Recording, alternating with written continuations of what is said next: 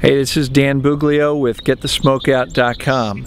Today I'm outside of my home in Pennsylvania, just outside of Philadelphia, and I want to actually bring you inside and show you a little bit about why smoke removal in a home is so challenging. So come on in. I'm going to walk you through and give you a little tour of a normal home.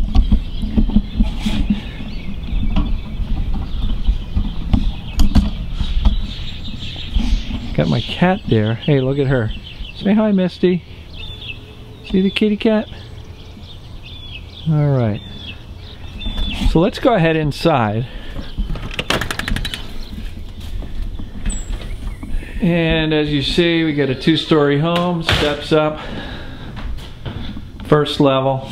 And the biggest challenge that you've got is that, let's say you're sitting on this couch smoking a cigarette.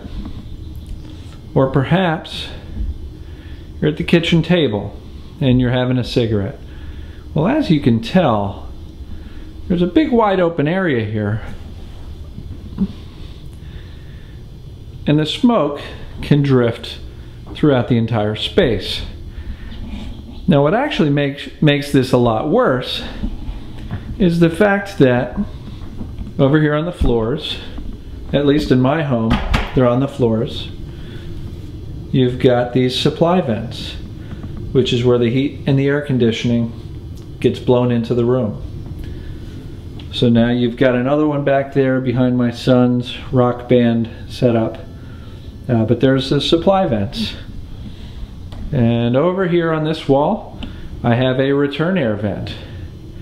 Now that return air vent by design is set up to suck the air in the room into the vents, to pass it by the ductwork, or pass it through the furnace or the air conditioning system to heat or cool the air, and then redistribute that heated or cooled air through the rest of the home. Now the big challenge is that if you're smoking anywhere in this environment, that smoke is quickly going to get caught up in the airflow of your central ventilation system and essentially get redistributed throughout the rest of the home. So you may not think that there's a lot of airflow created by this system, but I'm actually going to show you one or two things real quick. With your hand, you normally wouldn't feel too much. You know, it's hard to feel suction. But with the central fan blowing and a tissue here, look what happens.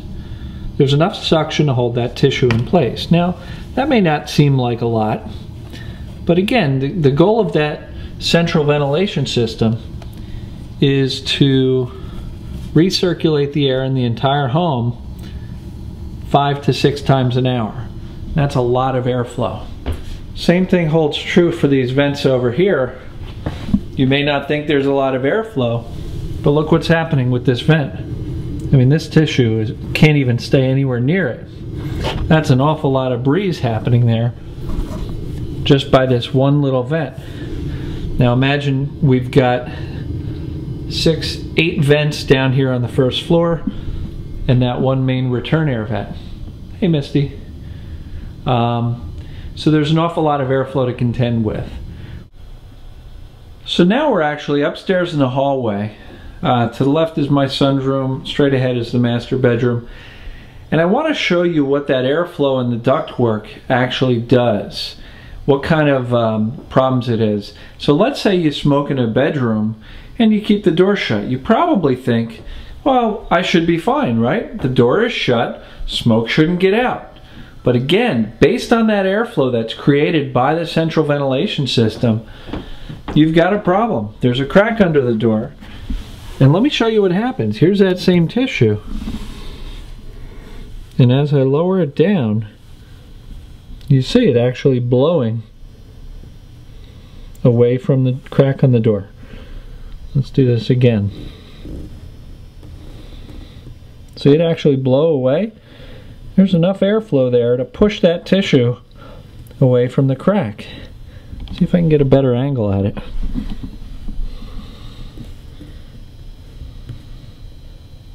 So that tissue just proves how much airflow there is. Look at that, it's even holding the tissue up in the air.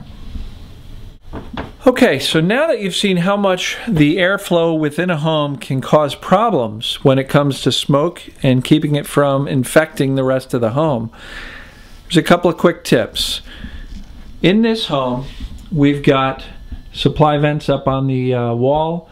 Doesn't matter where they are, if they're up near the ceiling or down near the floor. Get some duct tape, seal them off. Put a piece of cardboard over it and then duct tape that down, or just apply some duct tape directly over the vents. What you want to do is create a seal so that this return air vent does not suck the smoke out of your little smoking room and redistribute it throughout the rest of the home. The other thing you're going to want to do is actually buy some weather stripping and see if you can seal off that crack under the door. Another thing you can do is you can buy one of those draft dodgers from Linens and Things, or some other type of a home store, but you want to create an environment where the smoke cannot escape through the crack on the door and also get drawn out through that return air vent. So now what that does is it actually creates a room where you've got a nice tight sealed place. The last thing you actually want to do to help alleviate some of the challenge by the airflow is crack a window. And now I'm pointing at the vent on the floor again. By sealing off the vent on the wall, by putting weather stripping on the door, you're creating another challenge. It's called positive pressure. In other words, you're pushing more air into the room than is allowed to escape the room. Now, if all you did was that, anytime you opened up the door, there would be a quick gust of wind going out, and what would happen? The smoke would blow out with it. So you want to crack a window, and that will actually give a vent for this positive pressure to escape. It's also going to allow a certain amount of positive pressure to drag some of the smoke out with you, which will actually create less of a problem to begin with. But essentially, open up the window. You're not going to get as much cold air and hot air coming in, depending on weather conditions, as you might think, because you've got more positive pressure in the room. So actually the airflow is pushing out the window. By doing those things, it doesn't matter if you've got an air cleaner or not. That will dramatically minimize the effect of the smoke on the rest of the home and your family. Now, on the right-hand side, there is a link that says products. Feel free to check out our recommendations for smoke removal.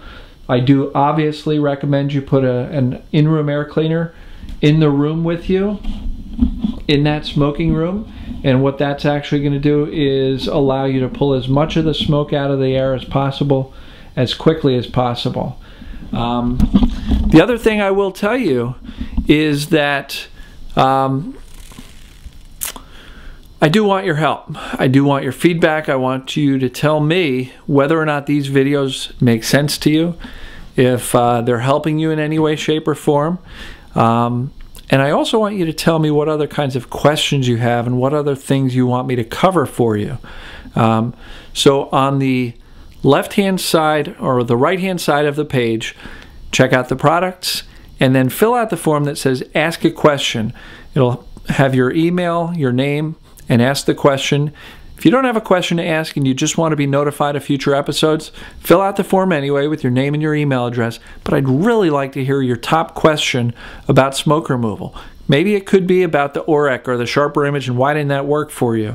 Could be any number of things, but I really do want to hear from you so I can continue to make these videos for you and help really solve this secondhand smoke problem in your home. And I will talk to you soon. Again, I'm your host, Dan Buglio, and this is Get the Smoke Out.